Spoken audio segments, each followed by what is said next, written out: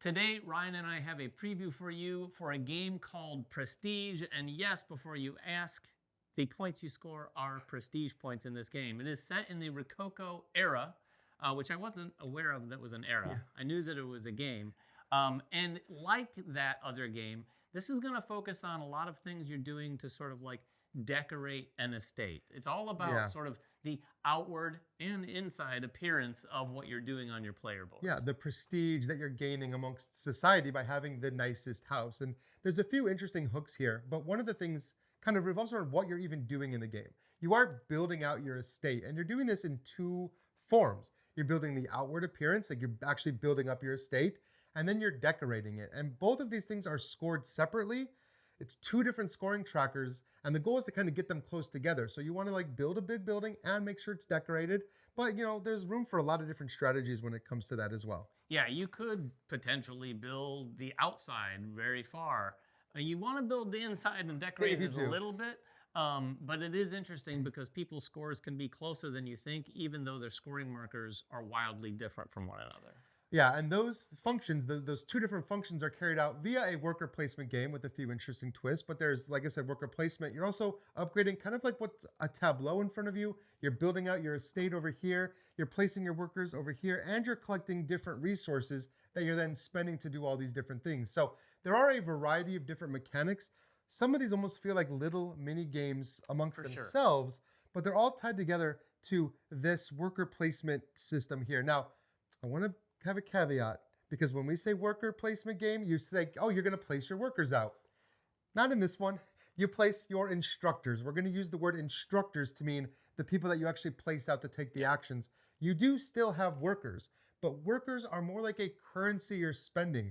A lot of the actions you're taking are going to have some kind of cost in both resources and workers, or might even get a little bit more powerful if you devote more workers to that action. I think it's important to make that distinction. Yeah, and that system is really interesting because you're not placing the instructors in the different locations, even though you are interacting with those locations. You literally place them along this track. And as you can see, the track has these different segments, and each of those segments represent one of the 6 actions that you can take in the game.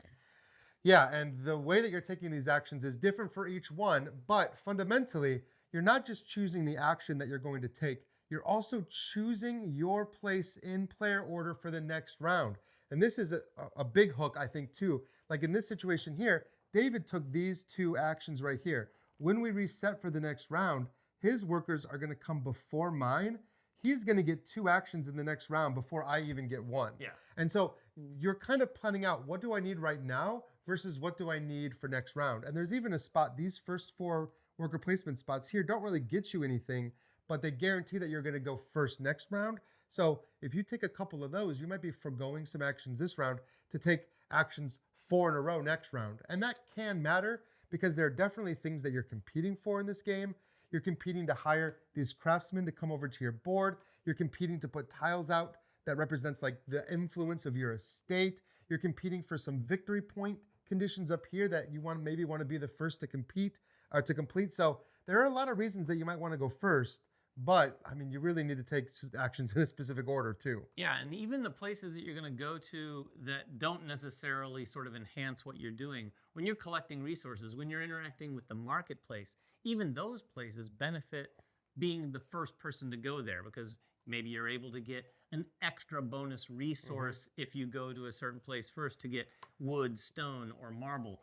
And likewise, in the marketplace, you'd normally get 2 different actions, but if you're the very first person in a round to go there, you're going to get an extra action there. So you can spend a little money, do some trading, get the goods that you need to then do the building. Yeah, and so there are 6 different actions you can take, but only 3 are actually represented on this board. There is this estate management here where you're expanding out your estate by putting out all these little tiles. These tiles are great because they're going to help you produce, which is another action you can take. Every tile that you add to your estate, you add a forest, you can produce more wood. You know, that's just how it works. You come over here and when you produce, you're producing a number of goods, but you're spending workers to produce them. So already you can kind of see how these things are tied together. The more you build out in your estate, the more you produce, the more you can gain when you take this action, but you're spending workers. You're spending workers there. You're spending workers to build buildings. So again, you're limited with these resources, not just the resources that you're gaining which you can gain in a variety of ways, but also you get only 12 workers around. And sometimes you have to spend them like for good. So that number is going to kind of dwindle as you're playing the game. So I think there is kind of a lot that you're managing here in a game that, keeps these things pretty self-contained. Yeah, and all of these things are wrapped in a structure of you're going to go through 4 seasons 3 times. So the game lasts effectively 3 years, 4 seasons each. So 12 rounds, if you will. And in those rounds, you're going to be placing those 5 instructors to take those actions. And again, I don't know if we mentioned this, but the worker placement you might not be able to see on the camera here, but some of these spaces are shaded such that in a 2-player game, there's only a certain amount of spaces available in some of those actions. So for instance, gathering resources, there's quite a few, even in a 2-player game, but some of these others like building, there's only 2 spaces there.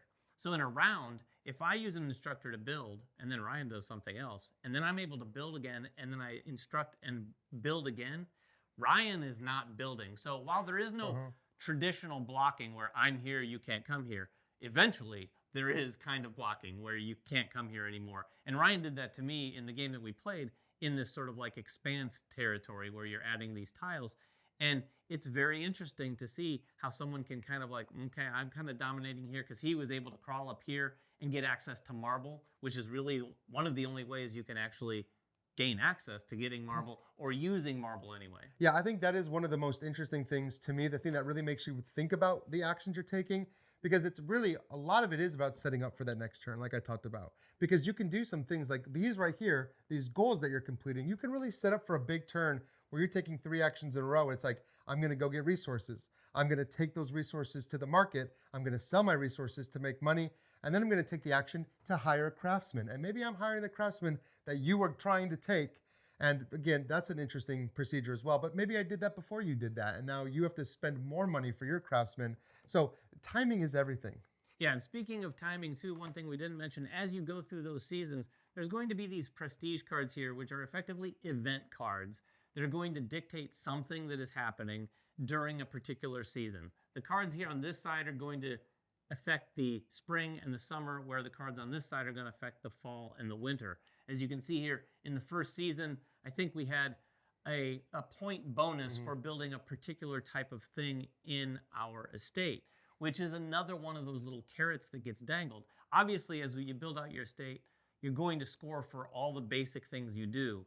That is going to maybe enhance some of them. It's also potentially going to negatively affect some things where you might have to spend an extra worker to do something that you would normally spend fewer on. Yeah, let's talk about this board too, because I think we've talked about everything that's happening over here. This is kind of all how you're getting the stuff to come over here and spend it. And spending it is really what you're wanting to do in the game. Everyone has these 2 player boards, one that represents your estate and one that represents your craftsman. And each craftsman comes with a tile like this that can be upgraded over the course of the game to a better version of that craftsman that's going to slot in. So each one of these is going to have multiple versions, and each one of these is going to show you everything you can build. You've got your master builder that can build things on the outside, and then you've got specific craftsmen that are building the types of things that are going to come on the inside. So it's a multi-step process of building on the outside, covering some of these different rewards that are out here, and then adding those decoration tiles over the top of these to have a completed decoration inside. And all of this stuff is scoring points, but everything you're doing on the outside is scoring one scoring track, and everything you're doing on the inside with the decorations is scoring on another track. And that's kind of something you're balancing throughout the game. Yeah, and it's, again, it comes down to not only those event cards, but just the kind of balance of scoring, like Ryan just said, as to why you're going after what you're trying to go after. You might look at your board and say, oh, well, I don't have the craftsman I need to even do the floors yet. Sure. Like, you don't start with a craftsman that does the floors. So you're going to need to pursue that if you want to do more interior decorating. The master builder is the guy who does the outside, so you can do a lot with him at first, but some of these tiles that you get to sort of enhance them or upgrade their tiles, the starting one, he can't even do the tower, which is the top of the outside. So you're going to have to wait till, I think, what, year 3 before you can year 2 before you can even do that. They're kind of staggered as they come out. It kind of implies that they're getting better and better as time goes. You start with like a master builder 1, then in year 2 they can upgrade to 2, and then year 3 they can upgrade to 3. And when you get to the 3rd level, they have some crazy special abilities, or just they can build for a lot cheaper based on which one of these you're doing. And you've got this whole set here where you can see effectively become different action spots you can take.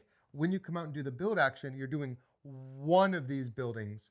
And you'll notice, even though they're separated into 3 sections, this just kind of corresponds to the first, second, and third level of your building. Of course, you're going to get more points if you can build up onto the top level, but it's a lot harder to do so. Or you can just kind of, build out the bottom and have a nice little 1-story mansion. I mean, it's fine. If A chateau, right. Yeah, the craftsmen are very interesting because, like Ryan said, you can only build once at the beginning of the game. Later, some of those tiles actually allow you to build twice with one action.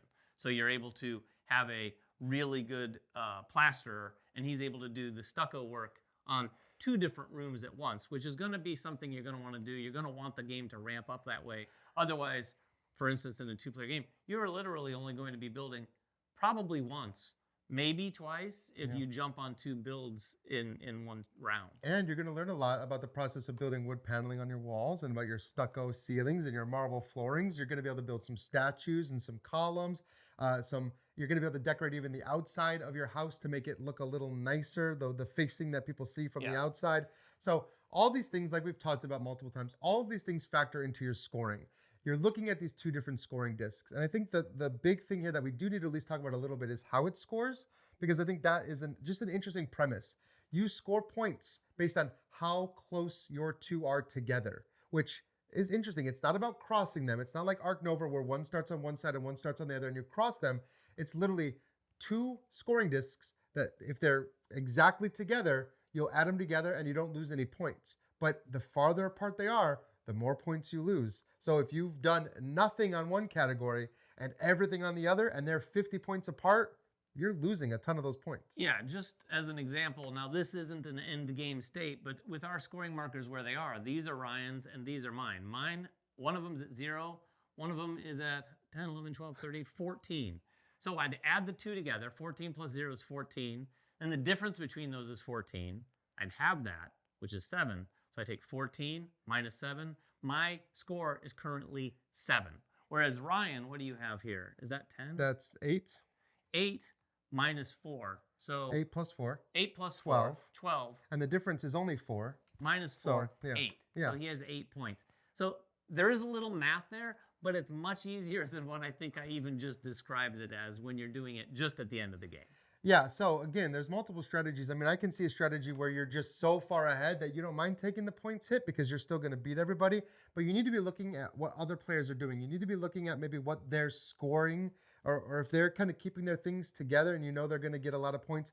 The score itself can be deceiving when you start to think about how you're going to be taking negative points. And there's other points you're earning during the game. There's some competition, like I said, for some of these bonus tiles. If you can complete these goals, you're going to get extra points. You're going to get some bonuses here and there, stuff that's going to add in afterwards. So even if you're taking a big hit on points from being far apart, if you've done a lot of goals, you're making those points back up as well. So I think what that does, it gives you a lot of freedom and flexibility to decide, I'm going to play a game where I'm keeping them, I'm just 2 points, 2 points, 2 points, 2 points, keeping them neck and neck, or I'm going to really rely on like in-game scoring, and you have those options available. Yeah, you could alternatively just go up high on one and then the next. Now, if you did that, I think you'd have to do the exterior probably first because you have to have the exterior. You have to have the exterior before you decorate it. That's fair. That's a fair point. So you couldn't do it in the opposite.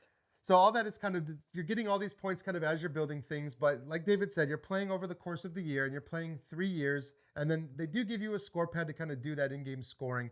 Now there's one thing I should mention too, and this is kind of neat. There's no feeding people in this game, but there's feeding the house. Yeah, you need to warm your room. During winter, which is interesting. Keep it heated, so at the end of the round, unlike feeding people, for every 2 rooms. Every 2 rooms you have to discard 1 wood, and if you can't, for each wood you can't discard, you're going to lose some points. So I've seen feeding people in a Euro game before. I think this might be the first feeding a house. You're heating up the house to last through the winter. It's an interesting idea. It's also one of the only games I think I've ever seen that uses both a score track and a score pad, because those negative points that I just mentioned, you track those on the score pad. You don't reduce those with the point markers, which is an interesting thing you have to keep track of.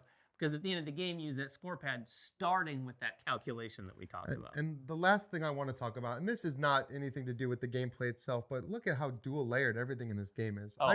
I'm a person that really appreciates all of the dual layering on these boards. This is a very good looking game. This the main board in particular is one of the most robust looking.